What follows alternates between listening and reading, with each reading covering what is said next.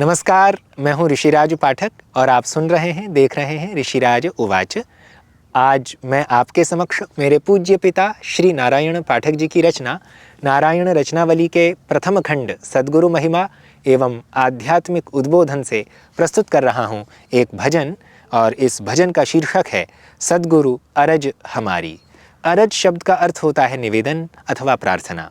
तो इसमें सद्गुरुदेव से एक निवेदन वर्णित है, एक प्रार्थना हुई है, और वह है मार्गदर्शन की।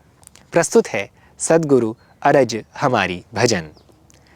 राह दिखला दो सद्गुरु अरज हमारी, राह दिखला दो सद्गुरु अरज हमारी। हे सद्गुरु, हमारी अरज है, हमारी विनती है आपसे कि आप हमें राह दिखा दीजिए, हमारा मार्गदर्शन कर दीजिए, हमें रास्ता दिखला दीजिए। राह दिखला दो सद्गुरु अरज हमारी, राह दिखला दो सद्गुरु अरज हमारी। 5-25 की भीड़ लगी है, 5-25 की भीड़ लगी है, जगह जगह हो रही ठगी है, जगह जगह हो रही ठगी है। ठगत बचवा दो सद्गुरु अरज हमारी, ठगत बचवा दो सद्गुरु अरज हमारी। राह दिखला दो सद्गुरु अरज हमारी। यह जो 5 तत्व है ना, पंच महाभूतों के रूप में, पृथ्वी तत्व है, जल तत्व है, अग्नि तत्व है, वायु तत्व है और आकाश तत्व है। ये पांचों जो हैं ये एक दूसरे के ही अंशों में मिल जाते हैं, और पंचीकरण का एक वेदांत का सिद्धांत है, उसके आश्रय से संपूर्ण सृष्टि की रचना कर देते हैं। तो जो पूरी सृष्टि बनी है, यह जो 5 भौतिक सृष्टि है, चाहे मनुष्य शरीर की सृष्टि हो, चाहे बाह्य जगत की सृष्टि हो, यह सृष्टि पंचीकरण से बनी है। पंचीकरण में 5 को 5 से गुणा कर दिया जाए तो 25 तत्व हो जाते हैं। तो ये 5-25 की भीड़ लगी है। इस वाक्य का, इस पंक्ति का यही आशय है कि यहाँ जो 5 थे वे अब 25 हो गए हैं और इनकी भीड़ लगी हुई है, और यह मनुष्य को, जीवात्मा को ठग रहे हैं बार बार। कभी रूप में लगा के ठगते हैं, कभी रस में लगा के ठगते हैं, कभी स्पर्श में लगा के ठगते हैं। तो ये जितने भी रूप, रस, गंध, स्पर्श शब्द, ये जो 5 तत्वों के 5 विषय हैं, इन विषयों में हमें ठगते रहते हैं।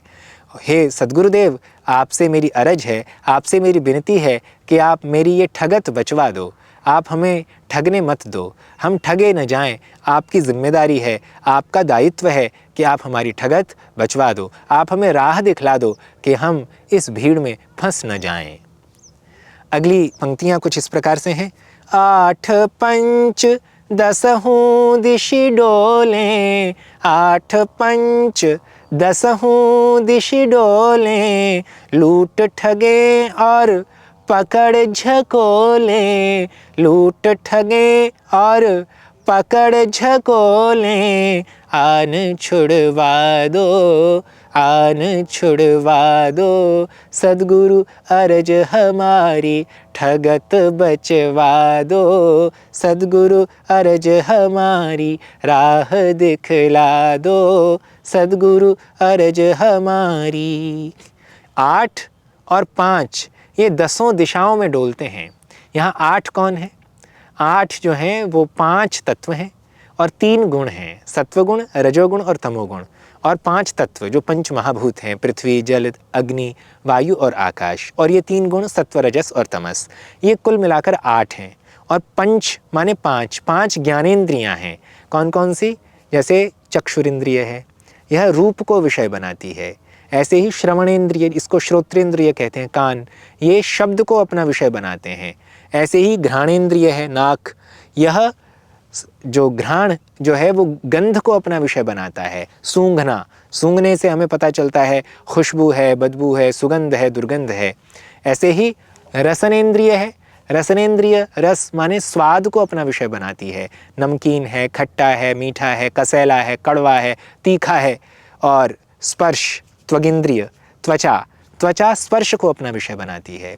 तो ये जो 5 इंद्रियां हैं, ज्ञान करने की जो इंद्रियां हैं, ये और 5 तत्व और 3 गुण, ये पूरे के पूरे 8 और 5 13, ये हमें 10 दिशाओं में डुलवा रहे हैं। मैं जीव हूँ, मैं ब्रह्म का रूप हूँ, मुझे 10 दिशाओं में भटका रहे हैं और मुझे लूटते हैं, मुझे ठगते हैं, मुझे पकड़ पकड़ कर ये झकोलते हैं, अर्थात मुझे झकझोर देते हैं, मुझे बेचैन बना देते हैं, मुझे व्याकुल बना देते हैं। हे सद्गुरुदेव, आकर छुड़वा दीजिए मुझे, आन छुड़वा दो, मेरी ठगत बचवा दो। हे सद्गुरुदेव, मुझे राह दिखला दो। अगली पंक्तियां हैं, 2 और 3 लगावे फेरी, 2 और 3 लगावे फेरी, ज्योति आगे करें अंधेरी, ज्योति आगे करें अंधेरी, ज्योति जगवा दो सद्गुरु अर्ज हमारी, ज्योति जगवा दो सद्गुरु अर्ज हमारी, राह दिखला दो सद्गुरु अर्ज हमारी। जब मैं ध्यान लगाने बैठता हूँ तो मेरी ध्यानावस्था में, मेरी ध्यान की स्थिति में 2 और 3, कभी तो 2 तो कभी 3, ये फेरी लगाते रहते हैं। 2 में कौन? जैसे मैं जीव हूँ, मैं अभी तो फ़िलहाल अपने आप को जीव ही मानूंगा, यद्यपि मुझे पता है कि पारमार्थिक दृष्टि से मैं ब्रह्म हूँ, किंतु फ़िलहाल के लिए मैं जीव हूँ, क्योंकि मैं बद्ध हूँ, मैं बंधन में हूँ, मैं अज्ञान से जकड़ा हुआ हूँ, मैं शरीर में हूँ, इसीलिए मैं जीव हूँ। और प्रकृति जो मुझे नचा रही है, ये 2, और ब्रह्म ये 3। तो जब मैं ध्यान में बैठता हूँ, मैं प्रयत्न करता हूँ कि मैं तो ब्रह्म हूँ, मैं ऐसा देखता हूँ तो मुझे कभी तो जीव होना याद आता है, तो कभी प्रकृति मुझे खींचती है। तो ये तो 2 की फेरी हो गई, और 3 की भी फेरी आती है। जब ये दोनों मुझे खींच के ले जाते हैं तो मैं फिर याद करता हूँ, फिर मैं सोचता हूँ कि नहीं, मैं तो ब्रह्म हूँ। तो मुझे कभी तो ब्रह्म, कभी जीव, कभी प्रकृति, ये 3 विचार मुझे घेरे रहते हैं। एक तो यह अर्थ हो सकता है। दूसरा अर्थ हो सकता है कि मैं हमेशा किसी एक गुण में रहता हूँ। मैं सत्व गुण में प्रायः रहता हूँ क्योंकि मैं तरना चाहता हूँ। मैं अन्य लोगों की अपेक्षा ठीक हूँ कुछ, क्योंकि मुझे सद्गुरुदेव के विषय में पता चला और मैं चाहता हूँ कि मेरा मोक्ष हो जाए, और मैं अपने मोक्ष के लिए कुछ उपाय करता हूँ, मैं भजन करता हूँ, सत्संग सुनता हूँ। तो इस दृष्टि से जब मैं सत्वगुण में होता हूँ तब भी कभी रजोगुण आता है, फेरी लगा के चला जाता है, कभी तमोगुण आता है, फेरी लगा कर चला जाता है, और बीच बीच में सत्वगुण तो रहता ही है। इसीलिए कभी तो 2 फेरियाँ लगाते हैं, कभी 3 फेरियाँ लगाते हैं। और क्योंकि श्री कृष्ण जी ने श्रीमद् भगवद गीता में कहा है अर्जुन को कि अर्जुन, त्रैगुण्य विषया वेदा निस्त्रैगुण्यो भवार्जुन, निर्द्वंद्वो नित्य सत्वस्थो निर्योगक्षेम आत्मवान, कि तुम तो आत्मवान हो जाओ, तुम निर्द्वंद्व हो जाओ, तुम नित्य सत्वस्थ हो जाओ। वो तब संभव है जब सत्व गुण भी फेरी न लगाए, क्योंकि हमें तीनों गुणों से परे होना है। तीनों गुण हमें बांधते हैं। भगवान श्री कृष्ण जी ने 14वें अध्याय में, 17वें अध्याय में गीता में तीनों गुणों का वर्णन प्रस्तुत किया है, और वहाँ उन्होंने कहा है कि न केवल रजोगुण और तमोगुण जीव को बांधते हैं, प्रत्युत सत्वगुण भी जीव को बांधता है। तो कभी तो 2 और कभी 3 गुण भी फेरियां लगाते हैं। और मैं तो तुरीय चैतन्य ब्रह्म हूँ। मांडूक्य उपनिषद एक उपनिषद है, अथर्ववेद का उपनिषद है, उसमें तुरीय ब्रह्म की चतुर्थ अवस्था बताई गई है। जैसे एक जागृत अवस्था है, एक स्वप्न अवस्था है, ऐसे ही एक सुषुप्ति अवस्था होती है और एक तुरीय चैतन्य की अवस्था होती है। वह हमारा परम धाम है, वह हमारा परम स्वरूप है।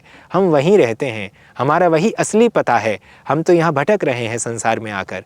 यह वस्तुतः वेदांत की बात है, जो इस भजन में बड़े ही सरल शब्दों में वर्णित हुई है, और मोक्ष प्राप्ति के लिए सद्गुरुदेव को आश्रय बनाया गया है। इसीलिए उनसे निवेदन किया जा रहा है कि हे सद्गुरुदेव, आप मुझे राह दिखला दो। मेरी जो ज्योति है आत्मा की, चेतन की, कि मैं चैतन्य हूँ, मैं ब्रह्म हूँ, मेरे जो ध्यान का प्रवाह है, जैसा कि योग सूत्र में लिखा है तत्र प्रत्ययैकतानता ध्यानम, जो मेरी प्रत्ययैकतानता है, जो मेरी लगातारता है मेरी वृत्ति की, वह बार बार ज्योति अंधेरे से ग्रस्त हो जाती है, बार बार वो ओझिल होने लगती है। तो वह मेरी आप वृत्ति जगवा दीजिए, मेरी जो ज्योति है वो जलती रहनी चाहिए। हे सद्गुरुदेव, यही मेरी आपसे विनती है। इस भजन का जो अंतिम चरण है वह प्रस्तुत है। त्रिलोकी मार्ग बहु दुर्गम, त्रिलोकी मार्ग बहु दुर्गम, नारायण कैसे पहुँचे हम, नारायण कैसे पहुँचे हम, ठौर बतला दो ठौर बतला दो सद्गुरु अर्ज हमारी, राह दिखला दो सद्गुरु अर्ज हमारी। यह जो मार्ग है ये त्रिलोकी मार्ग है। इसमें 3 लोक हैं। कौन कौन से? आधि भौतिक लोक है, आधि दैविक लोक है और आध्यात्मिक लोक है। एक दृष्टि तो ये हुई। एक दृष्टि हुई तमोगुण, रजोगुण और सत्वगुण। हमें इन तीनों से परे जाना है। और एक तीसरी दृष्टि हुई जागृत अवस्था, स्वप्न अवस्था और सुषुप्ति अवस्था। ये तीनों अवस्थाएं अज्ञान का रूप हैं। हे नारायण, हम कैसे पहुँचेंगे वहाँ? तो कहा गुरुजी ही हमें लेके चलेंगे। इसीलिए हे सद्गुरुदेव, आप ठौर बतला दो। ठौर माने रास्ता, ठौर माने लक्ष्य, ठौर माने आश्रय, ठौर माने स्थान, ठौर माने केंद्र बिंदु, जिसके आश्रय से हम उस स्थान को प्राप्त कर सकें।